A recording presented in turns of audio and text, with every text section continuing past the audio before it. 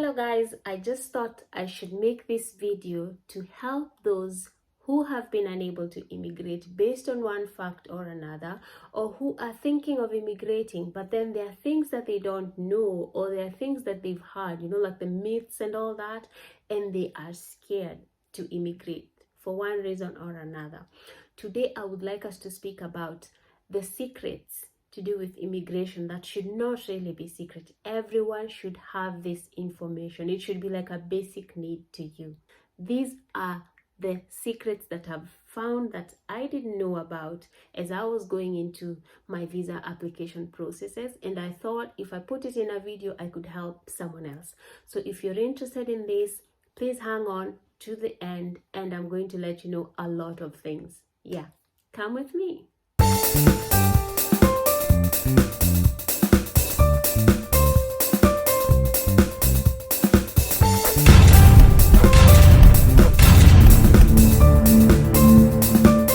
The first secret that should not really be a secret is honesty the best policy?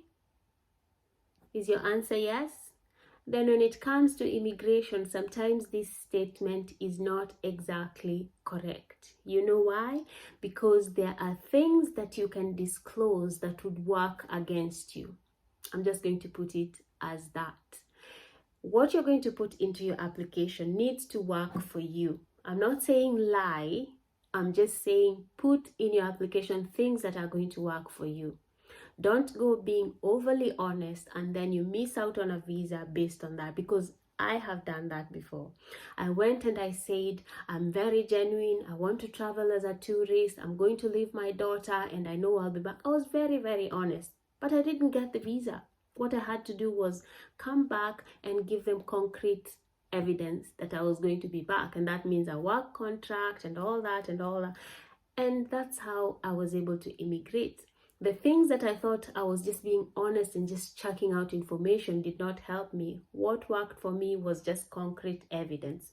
So when you're going to do your visa application, just remember that it's not about your honesty, it's about what you've presented. I hope that has been understood. Now, number 2, your passport is your friend. Your passport is something you should just have just as much as you have your ID. It's not something that you need to apply when you know you're going to travel. Whether you're going to travel or not, just apply for your passport. Encourage people in your family to apply for their passports. It's just something that should be a basic need to everyone, because you never know when your opportunity is going to come up. It could be just you wanting to be a tourist in another country based on your work, if it's paying you well. Someone can just randomly invite you, and then you're going to start asking them for money for a passport, and then asking them for money for them. Just have your passport ready with you. It doesn't matter who you are, as long as you're a citizen of a country. Just get the passport for your country, and hopefully within the 10 years before it expires, you could travel. It helps you when your passport is not very new. I think I've said this before. Number 3, when it comes to visa applications, oversupply information rather than withhold information. Give them as much as possible. Give them everything. From what they asked for, supply even more. Don't assume. Supply even more. Write a letter. Put in documents, put in your birth certificate, your children's birth, if possible, even your parents' birth certificate. Let them tell you, we don't need this. But when it comes to visa applications, just give them as much as possible. Number 4, everyone around you affects your chances of getting the visa. I'm talking about the people you're going to visit. I'm talking about your spouse. It's just a whole community. And as I've said about honesty, just provide information about people that are going to help you with showing that you're going to be back in your country, for example, or that are going to show that you can adapt into a different environment and settle there, because there are different reasons for applying for a passport. You could be wanting to be a tourist, which means you're planning to come back, or you could be applying to go and settle somewhere else. They have to know that you're a person who can easily adapt and settle there. They don't want to give you a visa and then suddenly you're not able to make it, then you want to go back home, you know. So make sure that when you're applying, you give information about the people around you who can help with your visa. For example, if they ask, do you have friends there? Don't say no. Say yes if you do have friends there, and provide the information. It shows that you already have a support system in that country. Okay, I hope that's helped you. And then the last one, because I don't want to give you too much information, you know, I don't want to exhaust you. The last one is your application is unique. Do not follow what your friend did. Your friend may have both parents, maybe you don't have parents, or you have parents and your friend does not have parents.